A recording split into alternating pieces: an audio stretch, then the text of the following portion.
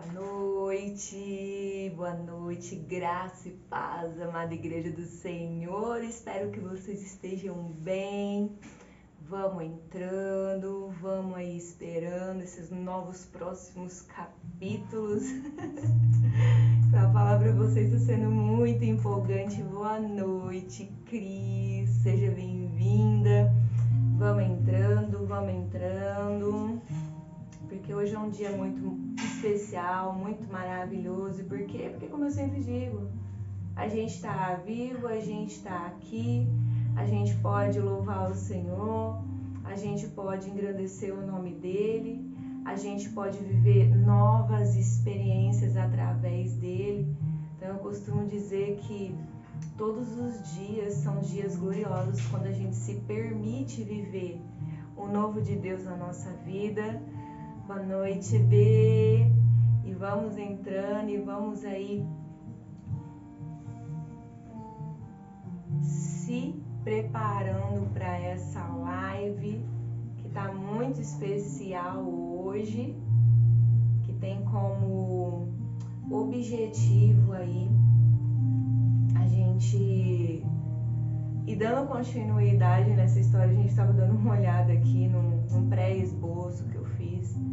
Gente, tem muita coisa para falar, mas eu creio que vai dar tempo, eu creio que vai dar tudo certo. Eu tinha programado aqui para abrir aqui um Insta aqui, eu acabei esquecendo de fazer uma coisinha, mas eu vou ver se eu consigo fazer agora e mudar aqui pra gente poder, pra mim poder ver os comentários de vocês melhor, pra mim poder estar interagindo com vocês melhor, né? Josias, boa noite. Enzo, boa noite. Enzo é meu sobrinho, gente, ele é a coisa mais linda. Pensa um menino inteligente. É o Enzo. Oi, amor. Eu falo pra vocês que hoje foi um dia bem assim, de paz mesmo, assim. Eu acordei, né, eu fui orar e aconteceu algo tremendo hoje na Figueira, uma experiência que talvez eu não conte nessa parte da história, mas quem sabe na segunda parte da história. Não sei se vai precisar ter uma segunda parte, mas eu vou compartilhar com vocês pra gente poder tá vivendo aí tudo. Então vamos ver se vai dar tempo, né? Deixa eu ver aqui. Andresa, seja bem-vinda. Seja bem-vinda em nome de Jesus. E bora lá, né? Já são 8h01. Vou abrir uns 5 minutinhos sempre a live antes de começar, pra gente poder não perder muito tempo, né? Pra gente poder aí viver aí de tudo que a gente tá. Não deu certo, depois eu tenho que fazer uns testes aqui. Eu acredito que a câmera do notebook deve estar fechada, mas bora lá, que a gente vai fazer e seguir mesmo assim.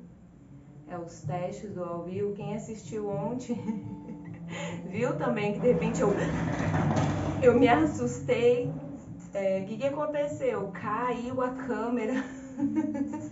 Porque eu coloco 2 câmeras, a câmera da live e uma câmera para gravar, para depois eu jogar no YouTube, né?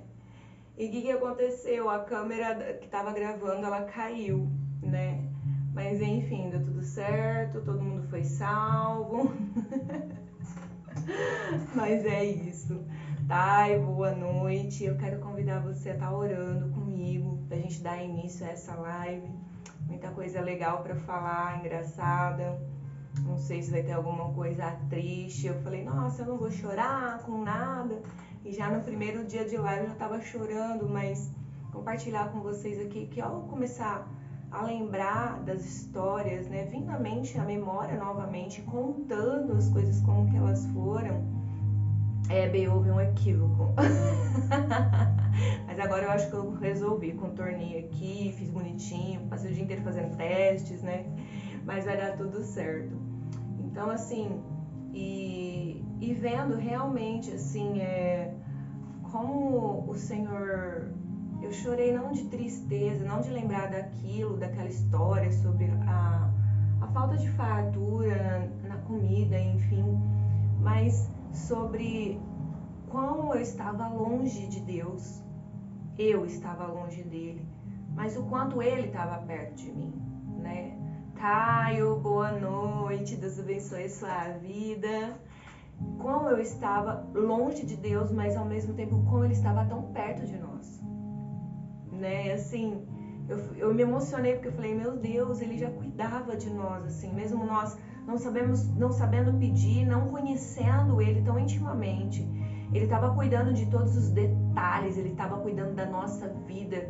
E o quão maravilhoso foi eu me deparar com essa realidade dessa forma, assim, ao contar a minha história, né?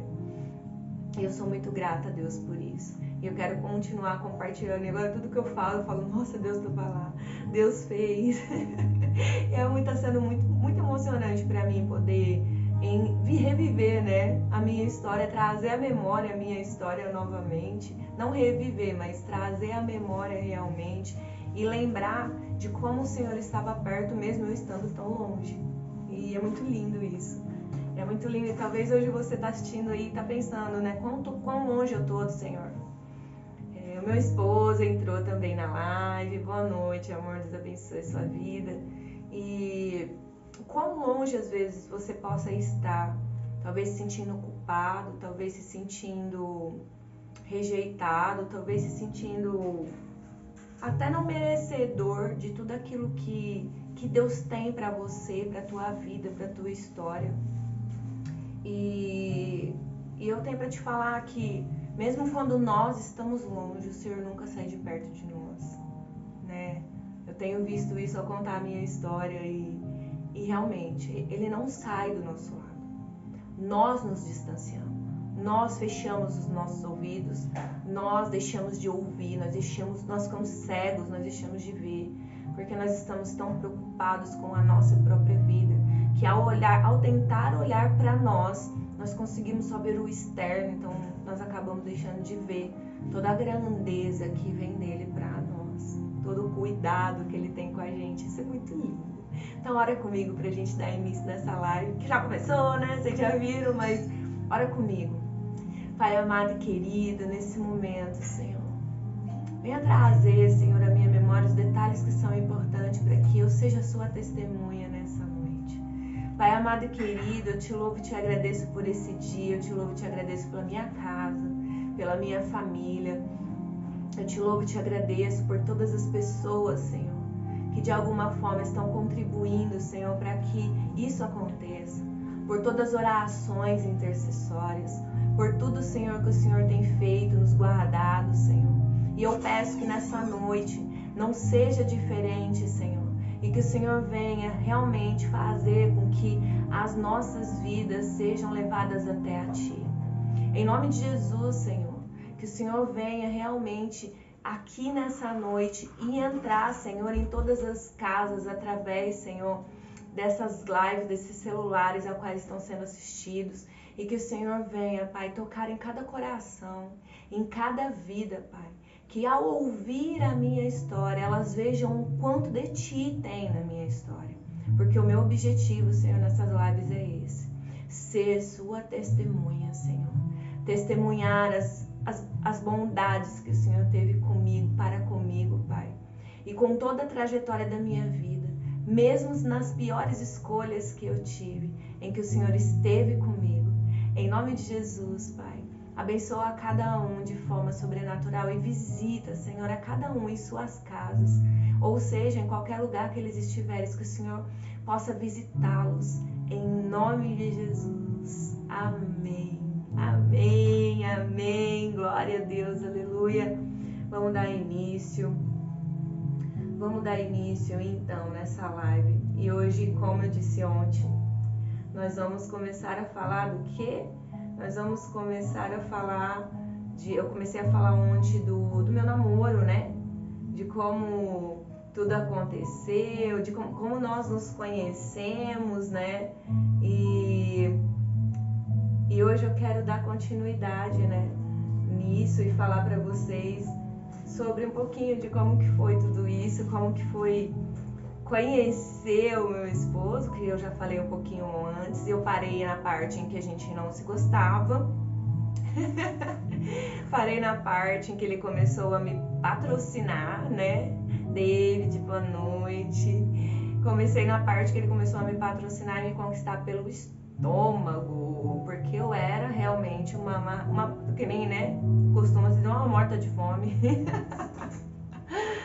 Assim, eu sentia muitas vontades de comer muitas coisas, de fazer muitas coisas, mas como eu disse, eu não tinha dinheiro para isso e eu também não era infeliz por conta disso, né? Então começou esse jogo nosso de cão e gato aí, em que, né, eu ficava, não quero, e sai de perto de mim.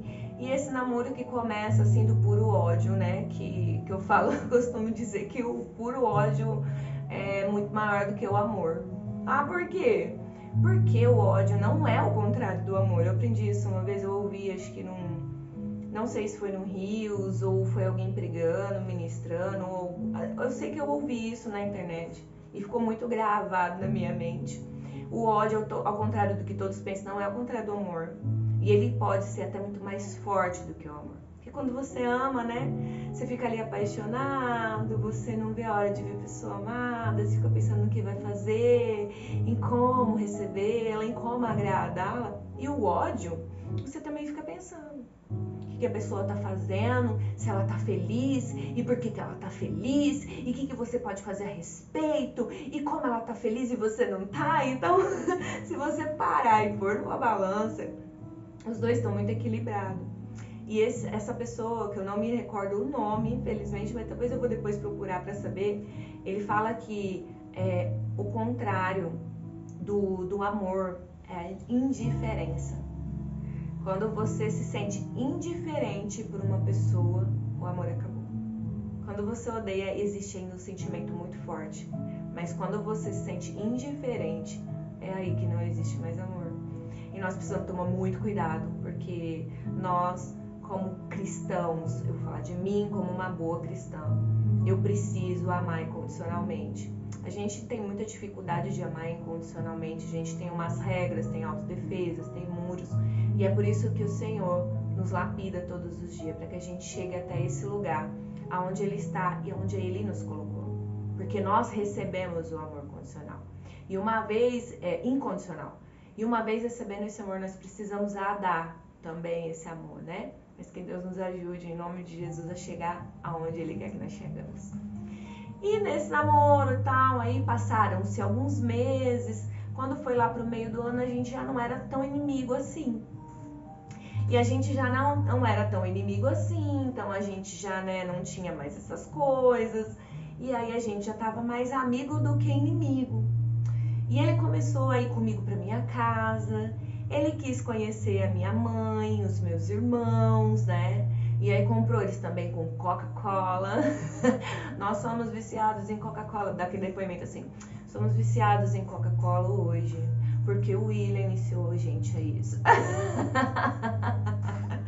Mas é verdade. Ele chegava lá sempre com bolacha, porque ele começou a ver a necessidade.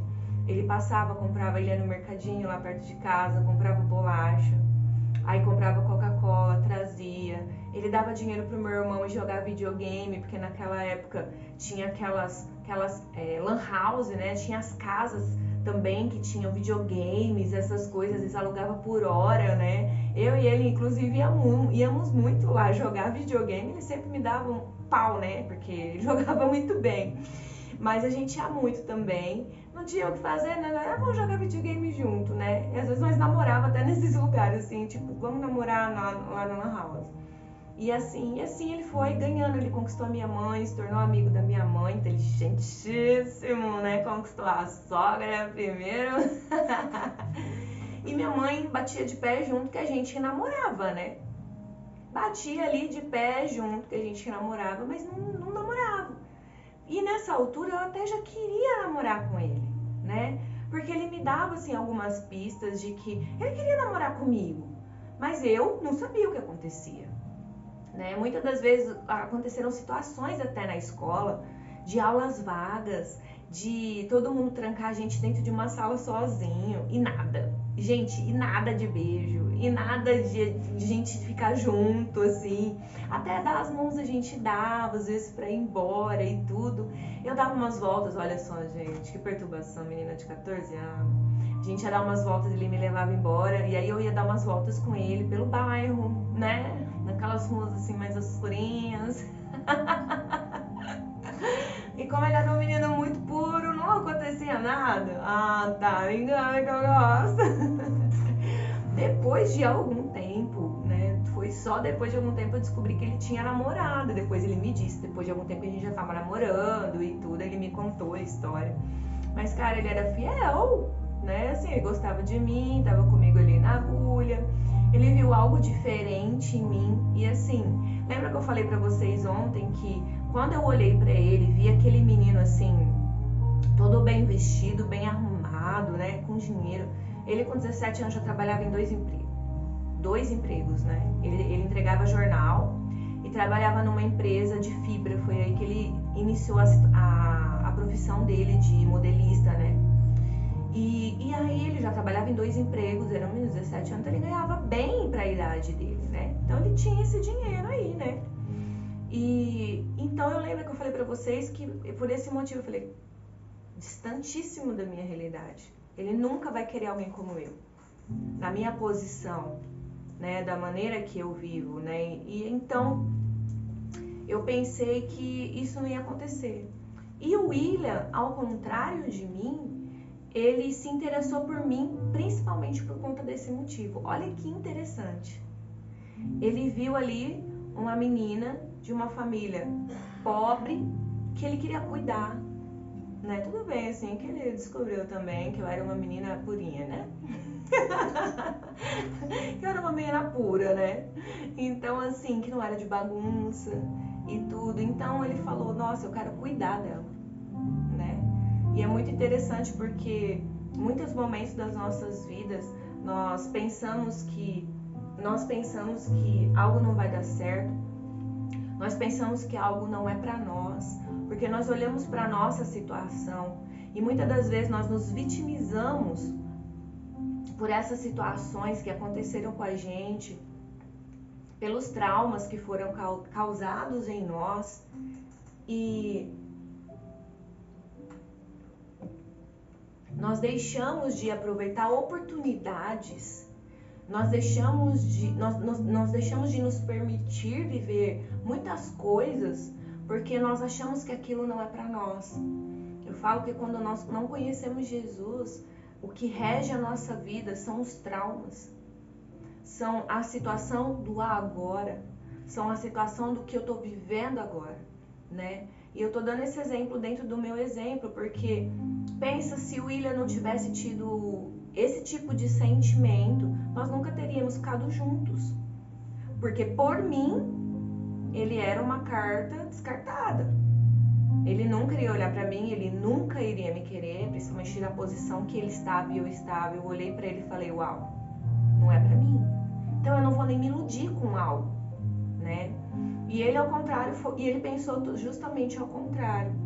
Então eu falo que muitas das vezes as coisas não chegam onde nós queremos, nós não estamos nos lugares onde nós devemos estar por conta das nossas limitações. Nós vivemos ali em uma caixa, em um mundinho que nós criamos devido a tudo que acontece e nós começamos a limitar até mesmo o poder de Deus na nossa vida. Então pega aí essa chave na sua vida. Talvez hoje você está vivendo esse momento. Ah, eu não estou onde eu queria, eu não sou o que eu queria, mas tá. E aonde você está? Hoje de manhã eu estava falando disso com uma pessoa muito especial. Tá, mas é onde você está agora, o que você está fazendo? Né? Como você tem contribuído com a tua vida na situação que você chegou agora através das suas escolhas? Isso é muito importante. Pensa nisso. Então, nós fomos ali e tal, e, gente, foi passando um ano. Foi passando um ano. Me lembro que em setembro de 96, teve uma festa da primavera na escola, como tinha todos os anos, né? E nós fomos juntos a essa festa. Falei, não, é hoje, né? É hoje que desencanta o beijo do príncipe. E tal, a gente até foi pro lugar onde, né, os adolescentes estavam ali se beijando e ficando juntos, né? Fomos ali, ficamos abraçados. Ele beijou o meu rosto, beijou o meu pescoço e nada. Por quê? Porque ele tava namorando ainda.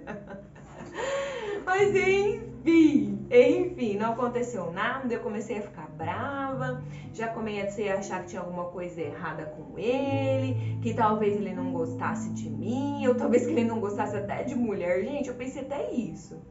Porque é duro você ser rejeitado e não saber por quê, né? Dá visão, boa noite, filho. Então, assim, eu fiquei pensando uma milhares de coisas, contava para minhas amigas, elas ficavam, nossa, mas esse menino, o que ele quer e tal, a gente não sabia, e ele não falava, né, porque também se falasse, não, acho que não pegaria bem, ou talvez pegaria, não sei, e enfim, quando foi em novembro, mais precisamente dia 9 de novembro, que inclusive é aniversário da minha amiga Gisele, uma data muito marcante, dia 9 de novembro de 96, teve uma quermesse na Praça do Jussara e nós fomos. Aí fomos eu, ele, a Lucimara, minha amiga, e o namorado dela na época. E nós fomos pra essa quermesse, estamos lá, tudo pra dar certo, tudo pra dar errado também. Eu me lembro que aconteceu algo muito interessante, muito engraçado nesse dia. Eu tinha um amigo gay e quando eu cheguei lá na praça, ele tava lá e eu já fui correndo abraçar ele. O William queria ir embora na hora. Como assim? Porque ele não sabia. Aí minha amiga Lucy falou pra ele e tal. Aí ele deu uma, né, acalmada, mas ele quase foi embora naquela hora. Então aconteceu que naquele dia praticamente a minha amiga me empurrou pra cima dele. E o nosso primeiro beijo aconteceu. Atrás de um carro, no Fiatinho 147 bege. Eu lembro, gente. E ali foi o nosso primeiro beijo. E foi o início de tudo. Depois daquele dia, nós já estávamos juntos, né, praticamente. Ele já frequentava minha casa todos os dias. Então não foi novidade nenhuma, né? Só falei, mãe, agora a gente, né? E eu pensei até que ele não ia mais voltar, que ele não ia mais em casa. Quando foi no outro dia, ele estava lá na porta de casa. E foi assim que a gente começou a namorar. A gente começou a namorar assim, sem pedido de namoro, sem pedido de nada. A gente simplesmente estava junto.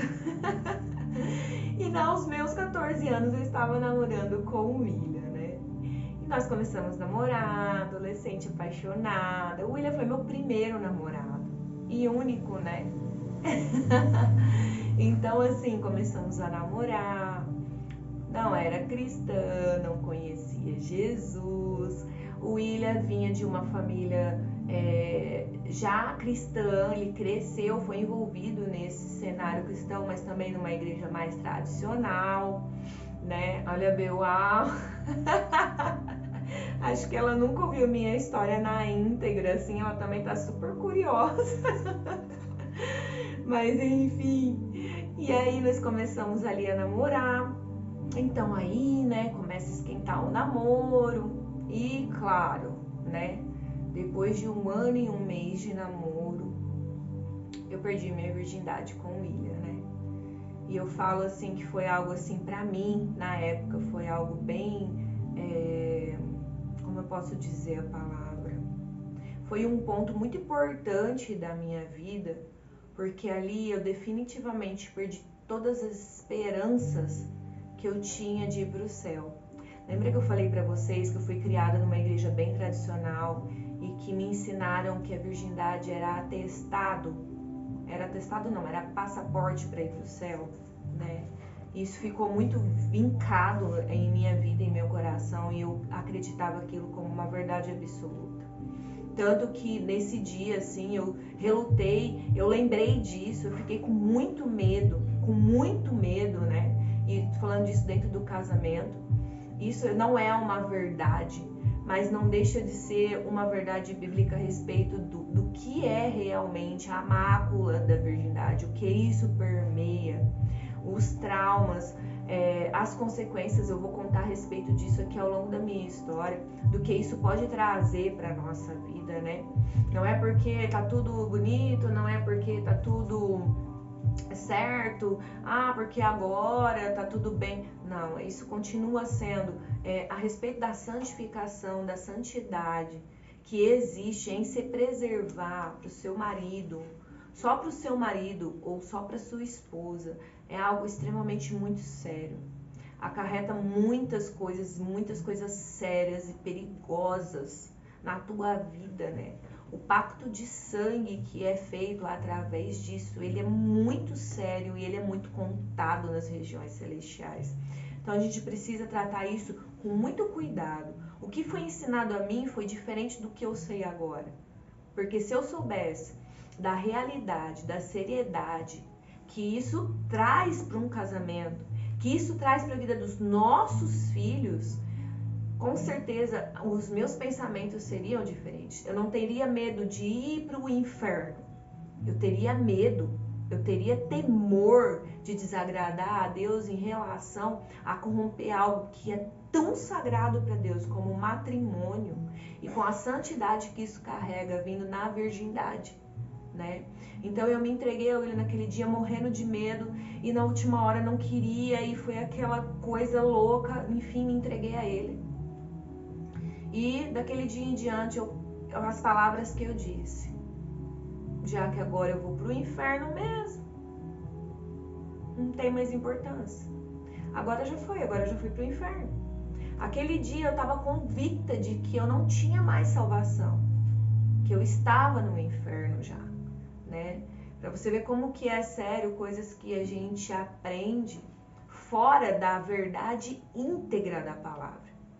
Porque é sério, sim, mas tem uma totalidade que isso revela. Como um pecado, como um pacto de sangue, o sexo ilícito, ele provoca, ele abre portas no mundo espiritual que vão te perseguir ali durante um tempo e um período, né? Então nós precisamos tomar muito cuidado com isso. Mas voltando, aconteceu, e aí a gente é apaixonado, e as nossas aventuras super radicais em relação a isso, gente, é muita história aqui. Olha, se fosse parar para contar, eu teria que ficar mais uns 10 dias contando todas as histórias e aventuras que nós vivemos nessa adolescência e nessa paixão, né? A mobilete que o William comprou, porque no começo ele tinha uma bicicleta, gente, olha só que loucura, ele tinha uma bicicleta. Quando nós nos conhecemos, ele morava no Guanabara, que é perto, assim, né, do Cláudio Honor, tal, e do Jussara, onde nós estudávamos. Mas depois, assim, muito rapidinho, ele mudou lá para o São Rafael. Quando abriu o São Rafael, o bairro São Rafael, inaugurou o São Rafael, o pai dele construiu uma casa lá e eles se mudaram para lá, né? E quando eu conheci ele, inclusive, ele já estava construindo lá. Mudou para lá, gente, muito longe. Quem mora aqui, nessa região aqui onde eu estou, o São Rafael é do outro lado da cidade. O William vinha de bicicleta, ele saía do serviço, ele vinha de bicicleta para minha casa, escuta bem, já pegava a bicicleta e vinha, nem sei quantos minutos dava. Depois ele, se ele lembrar, ele me fala, que eu falo para vocês. Mas ele vinha de bicicleta até a minha casa no Cláudio Honor Cinti. Do Cláudio Honor Cinti, nós íamos para a escola, que era no Jussara, a pé. Depois ele voltava para casa comigo a pé, pegava a bicicleta dele e ia embora. Gente, pensa, olha que amor, né? A paixão, ela não deixa a gente cansada, vocês perceberam, né? Porque hoje a gente não vai na esquina de a pé, tem que ir de carro.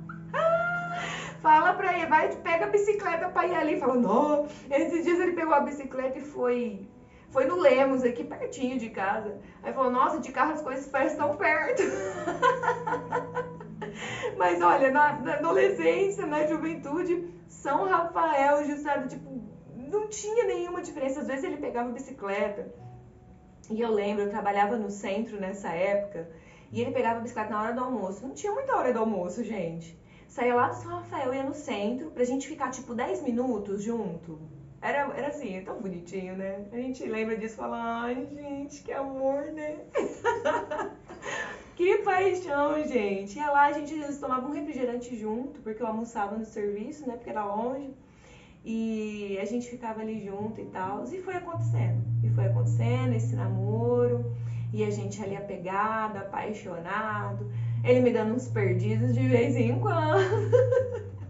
Às vezes ele me deixava em casa, ia pra discoteca com os amigos, me dava uns perdidos, depois passava um mel e ficava tudo bem, porque eu tava apaixonada, então acreditava em tudo que ele falava, né?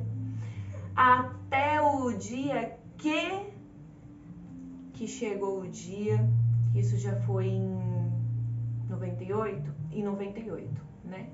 Nós já estávamos namorando há 2 anos e ele chegou com a notícia de que os pais dele se mudariam para uma cidade bem longe, no fundão de Mato Grosso, não lembro o nome da cidade. Mas eu lembro que eu mandava as cartas para uma cidade que chama Tapurá. Boa noite, Gi. Boa noite, Luana. Boa noite, Marlene. Sejam bem-vindas. Olha, gente, hoje tá mais perto, eu tô enxergando, viu? Eu ia pôr aqui, não deu muito certo, mas eu tô enxergando vocês hoje. E então aí ele me disse que eles mudariam. Aí no começo assim, ele falou que não ia, tal, mas não teve jeito. E ele falou que ia, mas que ele ia ficar por um período, mas depois que ele voltaria para me buscar. E enfim. E a gente teve esse momento de pausa no nosso namoro. E a gente não se largou, não se deixou. A promessa era voltar pra gente casar e tudo, mas eu confesso para vocês que eu fiquei bem assim, bem triste mesmo. E eu falava comigo mesma, eu falava, meu Deus, agora além de eu ir pro inferno, ninguém vai querer casar comigo, porque eu não tenho mais nada para oferecer, né? E olha como eu me via, né? Como eu me sentia tão inferior, eu me apeguei tanto porque o William me quis, porque o William me deu valor, porque ele cuidava de mim, né? E eu achava que eu nunca mais ia encontrar alguém para cuidar de mim, mesmo porque eu já não era mais virgem, porque eu ia pro inferno. Então, isso ficou muito na minha cabeça e eu chorava todos os dias. Gente, pensa uma menina que deu trabalho pra mãe, pra amiga, pra mãe da amiga. Eu vim aqui pra casa da minha amiga e eu só chorava, né? E eu lembro o dia que ele foi embora, eu lembro como se fosse hoje, porque eu tava nessa casa, gente. Que loucura! Que loucura, gente! É uma loucura, assim. É inexplicável como Deus faz as coisas, chega até no lugar onde eles querem chegar, né? E eu lembro que ali naquela sala, naquele cantinho ali, tinha um telefone. E era o dia de ele ir embora. Eu tenho marcado em algum lugar, mas eu lembro certamente que foi em junho de 98. E ele desapareceu, né? Foi assim, na verdade, era um caminhão para levar e não deu certo. E de repente um caminhão do bem e do nada chegou e para levar as coisas dele ele não conseguiu se comunicar comigo. Porque ele teve que ajudar na mudança, colocar as coisas no caminhão, eles já partiram, foram embora. Então ele não deu tchau para mim. Tava esperando a primeira parada para chegar em algum lugar e tentar falar comigo. E eu me lembro que eu ligava para ele num orelhão que era perto de um bar, né? De uma mercearia, um bar. E aí essas pessoas, elas iam avisar, eu desligava, né? Aí elas iam avisar que eu tava no telefone, aí ele vinha, eu ligava novamente, dava uns 5 minutos, eu ligava de novo pra poder falar com ele. E nesse dia, a hora que eu liguei, eu falei, tem como você chamar o William pra mim? É a Michelle, a namorada dele, né? E aí nesse dia me falaram assim, mas o William e a família dele já acabaram de ir embora. Gente, pensa numa menina que chorou horrores. Eu só sabia chorar. Eu tinha muito medo na verdade, eu acredito hoje, né, mais madura e olhando para trás, né, com muita clareza, eu acredito que aquele sentimento de abandono, de ficar sozinha de novo, de ficar desprotegida de novo, ele veio toda à tona naquele dia. Aquele sentimento de não pertencer mais a ninguém, de não pertencer a lugar nenhum, né? O abandono, a rejeição, ele deixa essas marcas na gente, essas marcas que vão deteriorando, que vão acabando com realmente a nossa autoconfiança, com a nossa autoestima, né? Eu creio que foi isso realmente que eu senti naquela época. Naquela época eu pensei que era só a distância, que eu não queria ficar longe do meu amor, do amor da minha vida, mas na verdade, eu tenho certeza que foi esse sentimento. Eu fui abandonada de novo. Eu fui deixada para trás de novo. E então, segui o William lá. Assim que ele conseguiu chegar num lugar, ele ligou lá na minha vizinha. Lembra da minha vizinha, Heloísa? Que era a única que tinha telefone na rua de casa. E lá era tipo o nosso ponto de recados. Então, alguém queria falar com a gente, ligava lá na vizinha. A vizinha chamava, coitada, gente. Ainda bem que a Ana é uma pessoa muito especial, muito solidária. E ela deixava todo mundo para dar o telefone dela para recado, né? Então, todos os lugares ligavam, as lojas, as pessoas que queriam falar com a gente. Então, assim, dava um recado, dava um toque. Ó, fulano pediu para você ligar, ou até mesmo, fulano tá no telefone, vai lá falar com ele. Assim, ela era muito especial.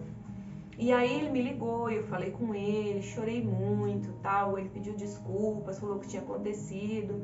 Mas enfim, ele estava lá, muito longe, quilômetros, era 3 dias de viagem, gente. Muito longe, 3 ou mais, não me lembro. Só sei que ele estava muito longe e eu aqui, sozinha. E a vida foi passando durante 3 meses.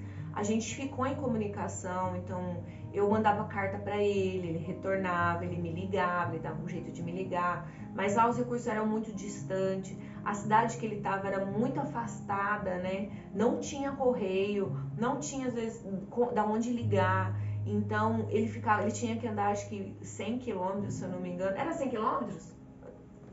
Se tiver na live aí, William, fala aqui pra mim que eu acabo esquecendo desses detalhes que eram mais dele do que meu, né?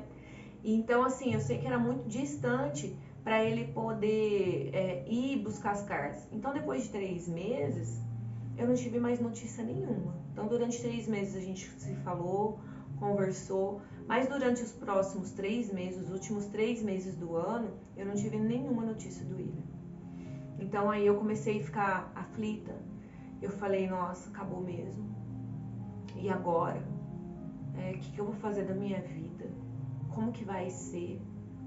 Ele me deixou, ele foi embora e agora acabou.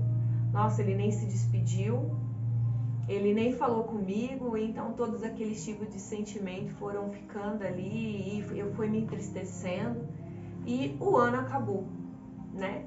O ano de 98 acabou e eu me lembro que no final do ano, lá com a minha mãe e meus irmãos passando o ano, eu fiz uma promessa para mim mesmo que a partir de 1 de janeiro de 99 eu não iria chorar mais, eu não ia me entristecer mais, eu não ia me lamentar mais por aquela perca. O que estava feito e eu ia viver a minha vida.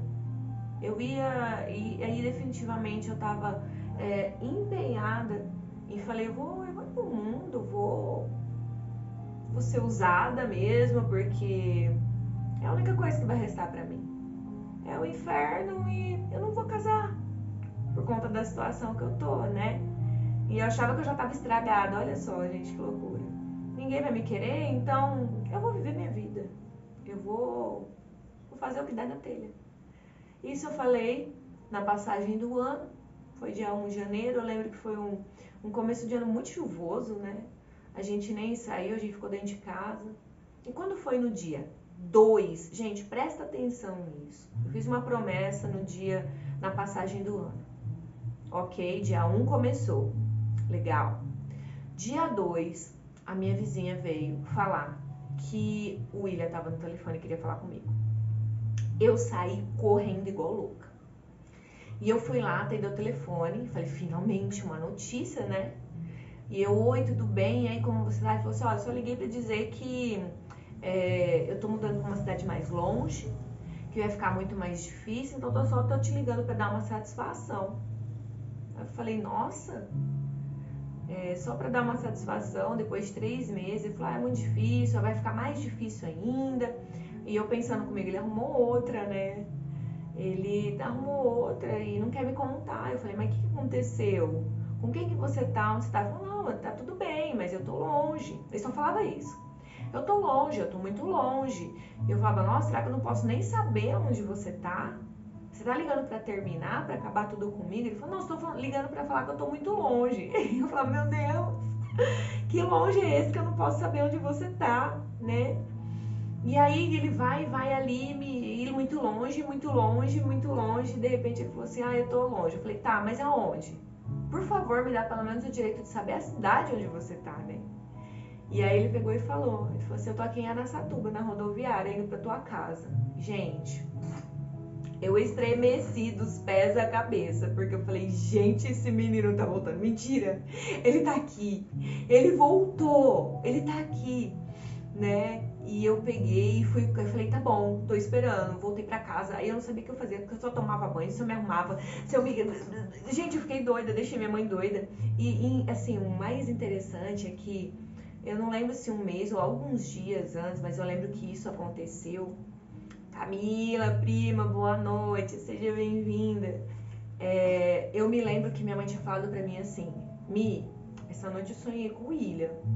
Eu falei, nossa, é mesmo? E aí? Aí ela falou pra mim assim, eu sonhei que ele tava chegando no portão, que ele tava muito magro, ele tava com uma camiseta regata, ele tava muito magro e ele tava com uma mala. Eu falei, ai mãe, essa altura do campeonato, você acha que o William vai voltar? E quando ele chegou no portão, ele tava exatamente como a minha mãe tinha descrevido no sonho. Com a camiseta regata, uma camiseta regata marrom, uma calça jeans, uma mala preta e chovendo. E ele tava muito magro, muito mais magro do que o normal. E eu olhei e falei, mãe, aí minha mãe só falou, Mi, igualzinho no sonho. E ele chegou morto, cansado, porque passou o Réveillon dentro de um ônibus, ele tava viajando desde o dia 28 ou 29, se não me falha a memória. E ele passou o Réveillon dentro do ônibus, viajando. E eu queria o quê? Conversar. Eu queria saber de tudo. Eu queria que ele contasse por quê, do quê, como tava e como não tava, como que era, como não era. Coisa de adolescente, gente. Uma menina de 16 anos, toda afobada, eufórica, e um menino morto, cansado, cansado, cansado, cansado. E aí, ele tomou um banho e foi dormir. Aí eu, mãe, o William tá tão diferente. Acho que ele não gosta mais de mim. Ai, gente, quando a gente é adolescente, o mundo acaba, né? Assim, ele acaba, gente, o menino tava lá já, né? E eu tava que o mundo já tinha acabado pra mim. E aí, minha mãe falou, Mi, ele tá cansado, ele só vai dormir, né? Eu falei, ai meu Deus, e se ele veio pra cá só pra terminar de mim? E só pra acabar mesmo de vez, sabe aquelas coisas assim de adolescente doida? Eu também fui adolescente. Gente, como a gente é doido quando a gente é adolescente, né? Mas tudo bem, né? Graças a Deus que passa. Mas enfim. E aí ele foi, levantou, comeu alguma coisa e a gente foi passear um pouco, né? Pegamos o ônibus, fomos lá pro shopping, ficamos andando, conversamos, tiramos umas fotinhas numa máquina que tinha lá. Eu tenho uma dessas fotinhas até hoje, do dia em que ele voltou. E aí a gente conversou bastante, ele me explicou o que tinha acontecido.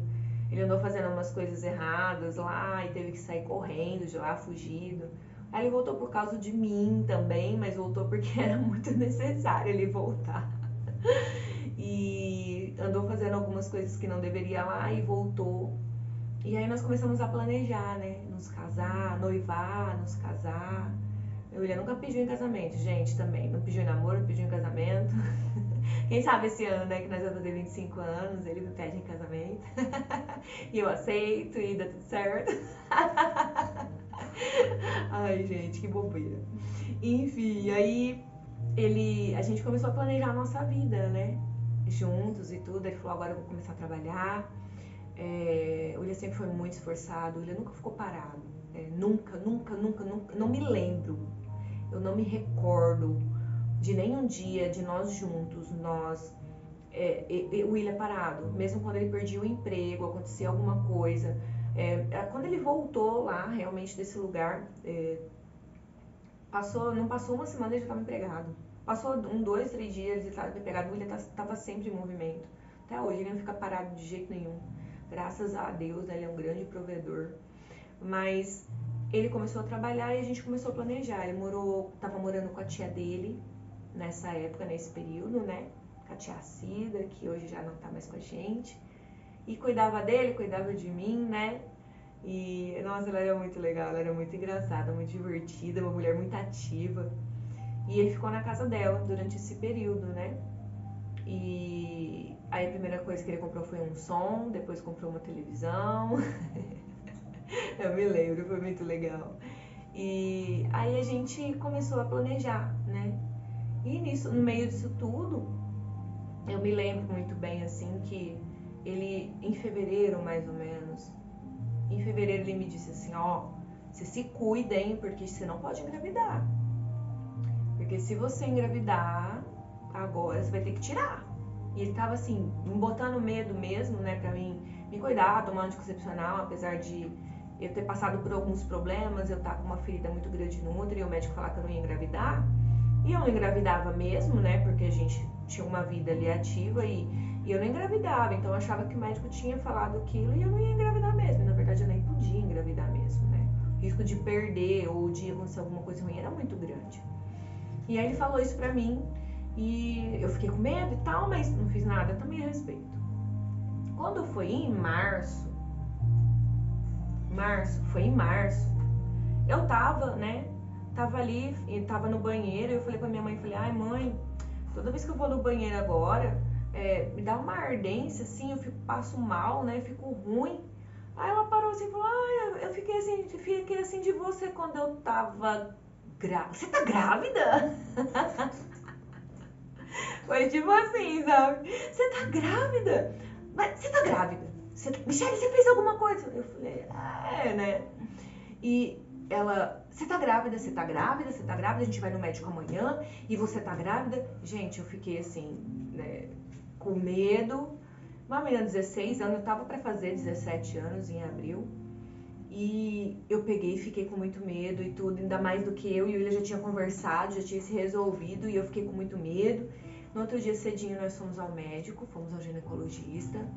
Chegou lá, minha mãe não deixou nem eu falar, né? Aí já foi falando, não, ela tá grávida, dá um exame pra ela. O doutor, nossa, dona Irma, a senhora é médica agora. Mas aí ele pegou e deu o exame pra mim. Eu fui já, fiz o exame e fui trabalhar. Nessa época eu já trabalhava num consultório odontológico. E a minha patroa era muito legal, a Alessandra, gente, pensa uma mulher incrível. E ela ficou mais nervosa que eu nesse dia, né? Muito mais nervosa que eu. Bem assim, desespero total, né? Desespero total, né, Gi? E aí a gente foi pegar o exame, minha patroa foi junto comigo no final do dia. Aí a gente foi, pegou o exame, ela abriu e eu tava grávida. Eu fiquei em choque, porque eu comecei a pensar em tudo aquilo que a gente tinha conversado. Eu fiquei com medo de William não querer. Eu não queria tirar, mas eu falei, mas eu quero ficar com ele. E eu fiquei ali em choque, eu não conseguia falar nada. Eu não conseguia esboçar nenhuma reação. E minha patroa nervosa conversando comigo ali, falando, Michelle, você tá bem? Tá tudo bem? E eu não conseguia falar. Eu fiquei em choque. Chegando em casa, ela entrou, eu entrei pra dentro do quarto, sentei no chão, me lembro como se fosse hoje, sentei no chão. Minha mãe, e aí? Aí minha patroa falou, ela tá grávida. Aí minha mãe falou assim, você tá grávida? Eu falei, e tal, aí ela veio.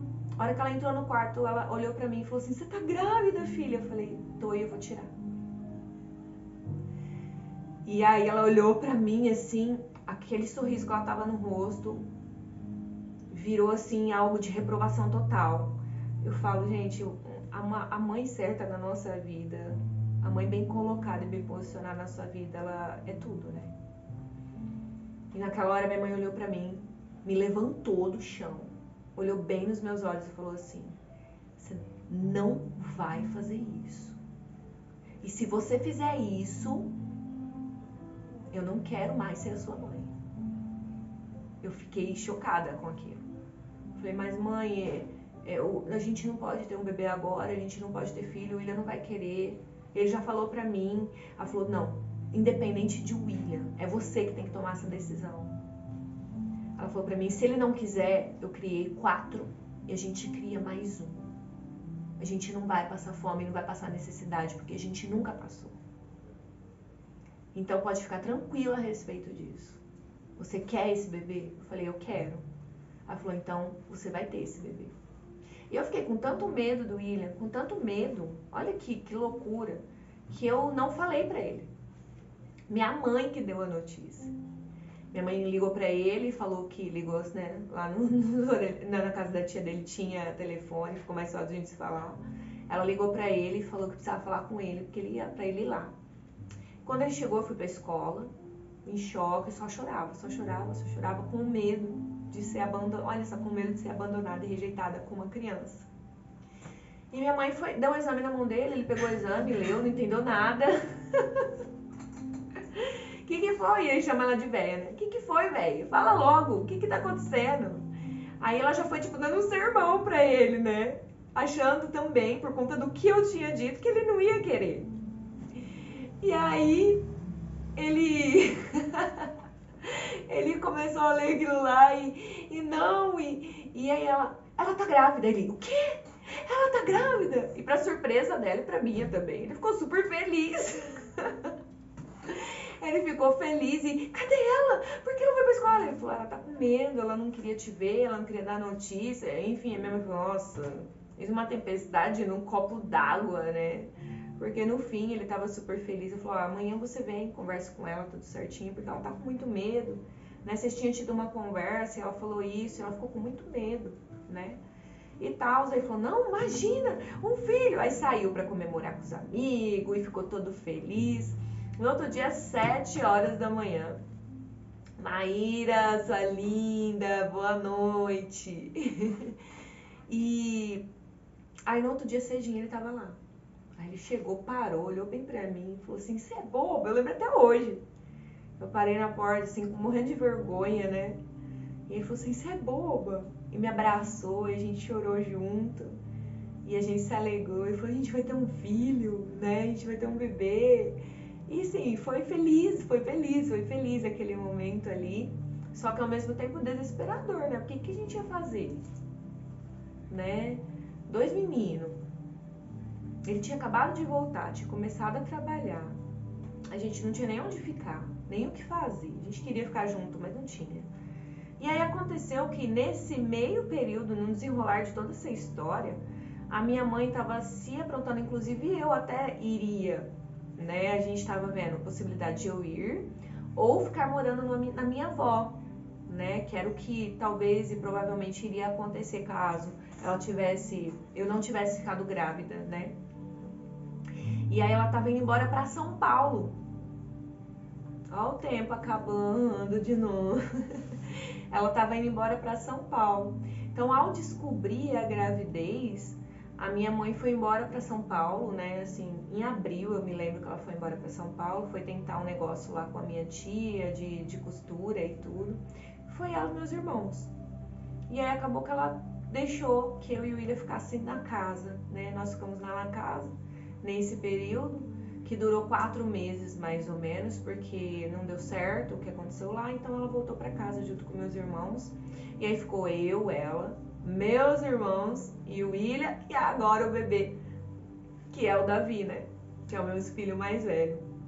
Então aí nesse período nós moramos ali com a minha mãe, moramos com eles de agosto até janeiro, novembro, dezembro, janeiro, fevereiro, até mais ou menos fevereiro, março do ano de 2000, quando a gente se mudou. E nesse meio tempo a gente se casou em setembro, dia 25 de setembro de 99. Eu estava já com 7 meses de gravidez, com uma barrigona enorme. E nós nos casamos e nós estávamos morando junto com a minha mãe.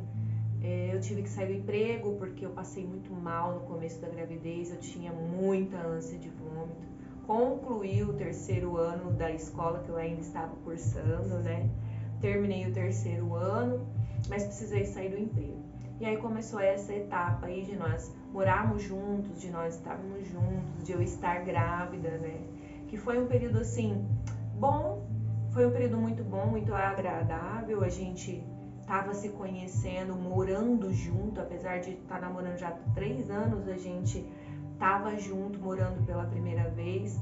Gente, eu nem cozinhar sabia, coitado do William, sofreu muito. Minha mãe, não foi falta da minha mãe ensinar, né? Mas eu não gostava mesmo de cozinhar e não gostava de limpar a casa. Mas eu fazia, né? Eu fazia assim, em casa não, porque nós éramos em 4 mulheres, então cada uma tinha uma função. A minha função era passar a roupa de todo mundo. Era a única coisa que eu gostava de fazer, ainda gosto. Mas isso vai ficar para outro dia, para outra história, né? Para outro dia da história, na verdade. E eu vou encerrar aqui esse dia e amanhã eu vou dar continuidade em como foi assim esse período de gravidez, como foi, tem algo que eu preciso contar também a respeito da gravidez, que na gravidez foi o período em que eu me aproximei novamente do meu pai, porque eu não conversava com ele, porque eu era revoltadona, né? E ele conheceu, ele também foi meio desastroso, porque ele não aceitava, e a gente não aceitava o que ele falava, não o respeitávamos ele.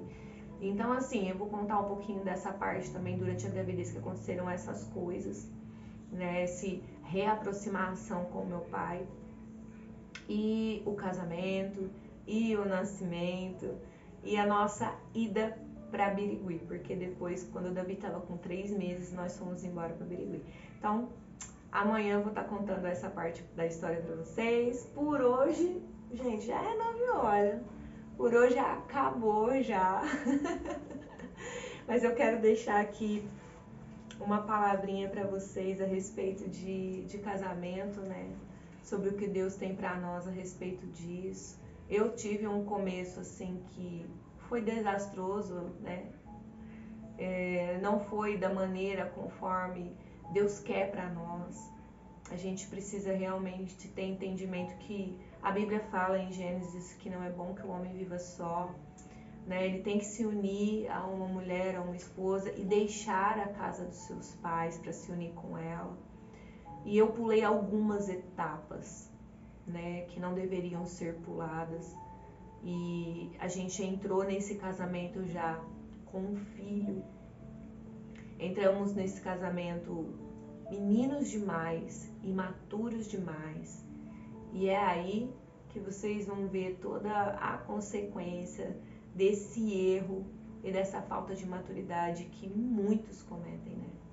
Muitos cometem, são levados ao divórcio, mas Deus fez o casamento para ser santo. Deus fez o casamento para ser algo muito bom na nossa vida. Mas o começo, o namoro, o conhecer, o estar em Jesus primeiro antes de dar passos tão largos como é o casamento, tão sérios como é o casamento, nós precisamos realmente ter um entendimento da palavra a respeito disso. E ter também realmente um entendimento de tempos certos. Há tempo para todas as coisas debaixo da terra, né? E quando isso é aprovado pelo Senhor, fica muito mais fácil. Ora comigo para encerrar essa live. Pai amado e querido, nós agradecemos, Senhor, por esse dia. Eu te agradeço, Senhor, por esse dia.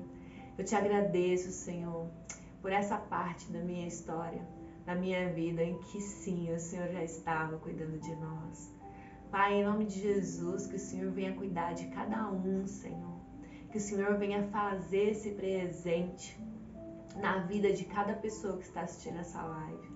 Eu te agradeço, Senhor, e te louvo por tudo que o Senhor está fazendo e por tudo que ainda o Senhor vai fazer. Em nome de Jesus, Pai, que nós possamos viver o melhor do que o Senhor tem para nós. O melhor que é, Senhor, viver o que está escrito na página do Teu livro para nós. O melhor, Senhor, dentro da Tua vontade para nossas vidas, que é sempre o melhor dos melhores. Eu te agradeço por essa noite, em nome de Jesus. Amém. E uma boa noite para vocês. Fiquem com Deus e até amanhã.